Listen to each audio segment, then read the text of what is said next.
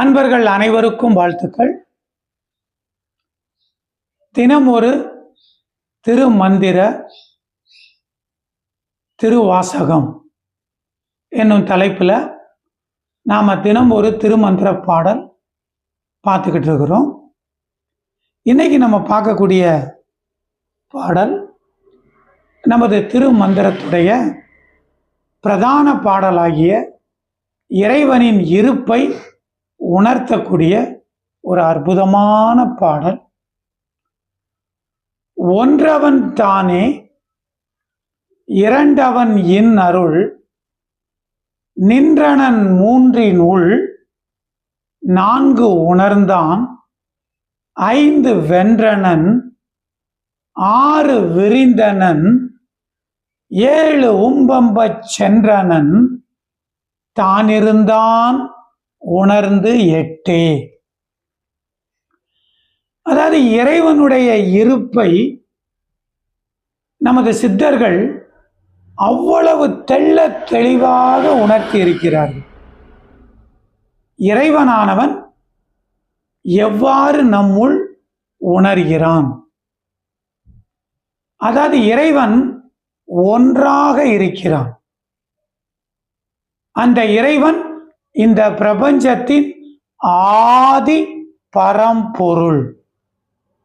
எப்படி இந்த உலகமானது அணுவிலிருந்து வெளிப்பட்டதோ அந்த அணுவாக ஒரு நிலையில் இருப்பவன் இறைவன்.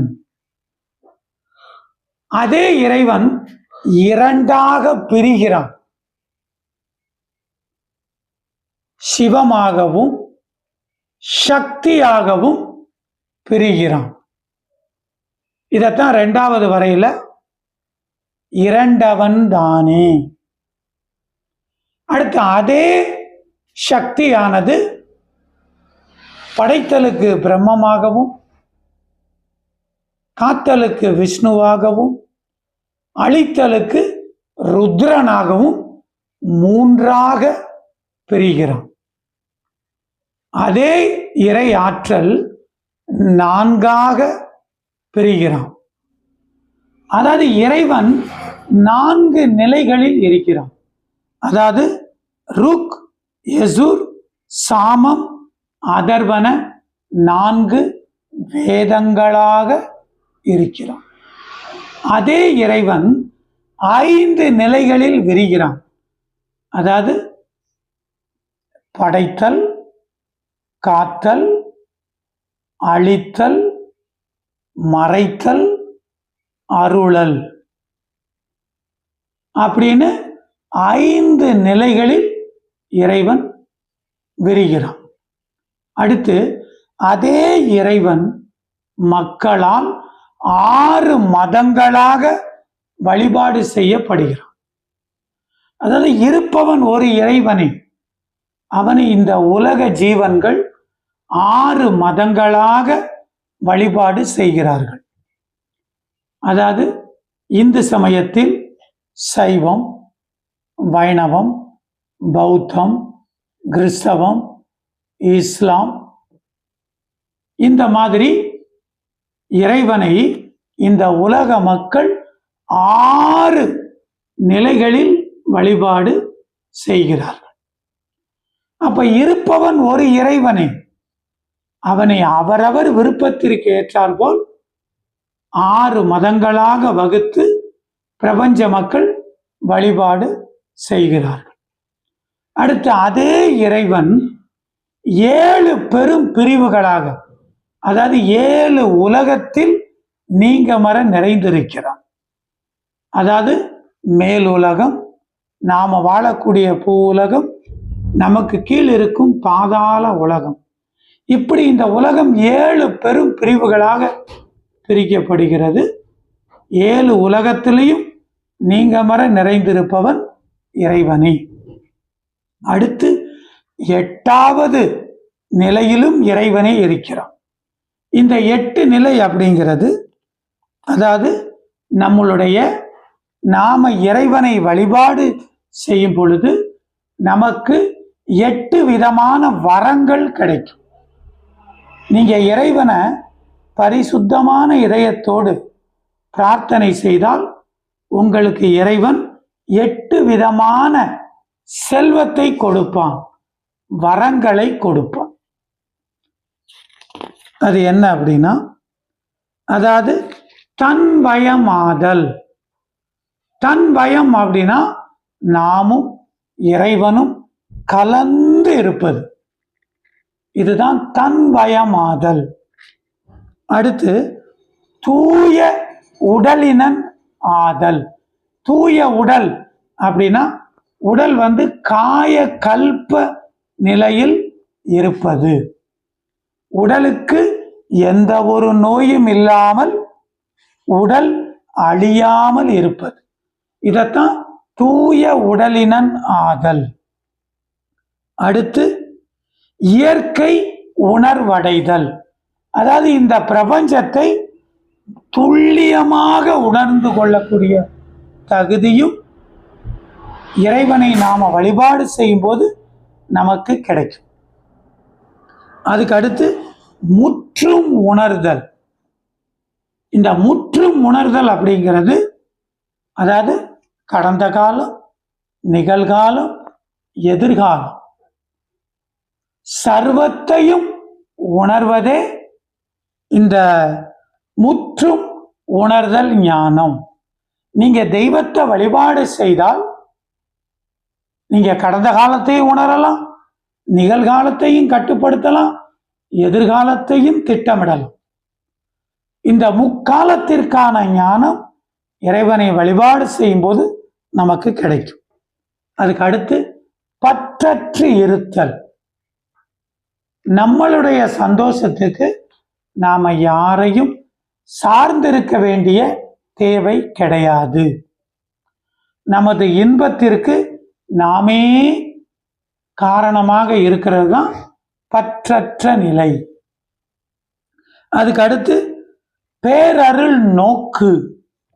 இந்த பேரருள் நோக்கு அப்படின்னா இங்கே பேரருள் அப்படிங்கிறது இறைவன்.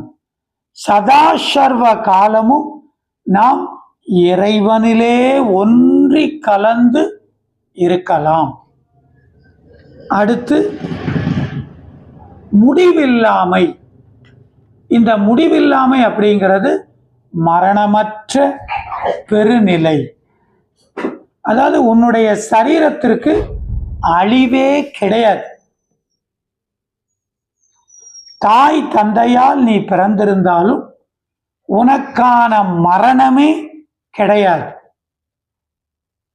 இதத்தான் திருமூலநாதர் யாமிருந்தேன் இக்காயத்தே எண்ணில் 2 கோடி ஆண்டுகள், யாமிருந்தேன் இக்காயத்தே சிவப்போதி நீழலில், யாமிருந்தேன் இக்காயத்தே என் ஈசன் திருவடியில், யாமிருந்தேன் இக்காலத்தே சிவநாமங்கள் ஓதியே. அதாவது திருமூலநாதர் சொல்லுதாரு, யாமிருந்தேன் இக்காயத்தே எண்ணில் 2 கோடி ஆண்டுகள். இந்த உடம்புல நான் 2 கோடி ஆண்டுகளா உயிரோடு வாழ்கிறேன் அப்படின்னு திருமூலநாதர் சொல்றார்.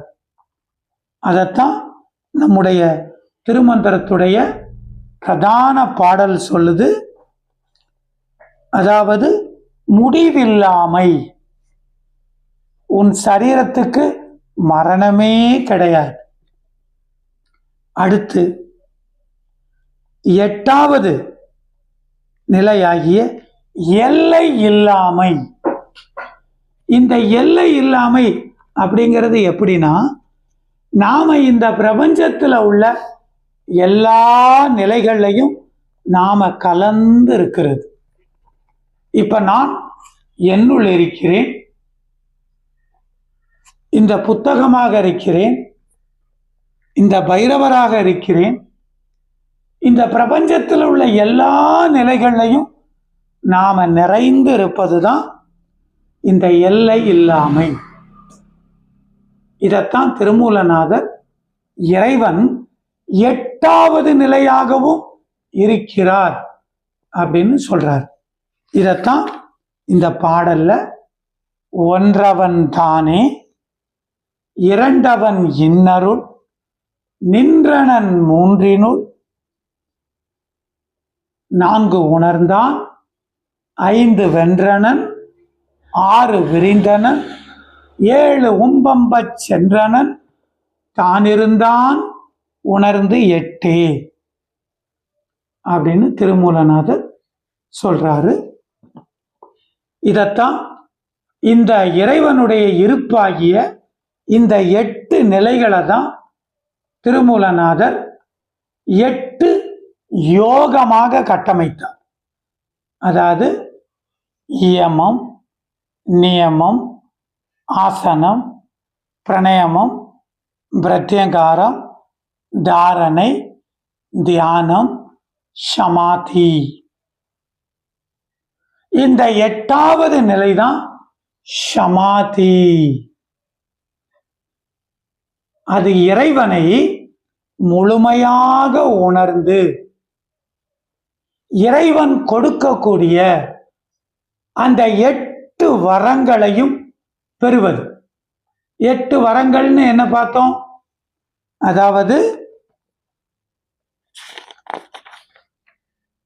தன்வயமாதல், தூய உடலினாதல், இயற்கை உணர்வடைதல், முற்றும் உணர்தல், பற்றற்று இருத்தல், பேரருள் நோக்கு, முடிவில்லாமை, எல்லை இல்லாமை. இந்த 8 வரங்களையும் இறைவனிடமிருந்து பெறுவதுதான் சமாதி யோகம். இந்த தவநிலையை பயிற்சி செய்வதன் மூலம் இறைவன் கொடுக்கக்கூடிய அந்த 8 வரங்களையும் நாம் முழுமையாக பெறலாம். தியானம் அப்படிங்கிறது நம்ம சாதாரணமா ஒன்று இந்த மாதிரி வஜ்ராசனம், அப்படி இல்லைன்னா இந்த மாதிரி பத்மாசனம் போட்டு நாம தியானம் பண்ணுவோம். இது நம்ம மிஞ்சி போனா ஒரு 10 நிமிஷம் இல்லை 20 நிமிஷம் இல்லை அரை மணி நேரம் பண்ணலாம். அதுக்கு மேல தியானம் பண்ண முடியாது, உடல் ஒத்துழைக்காது.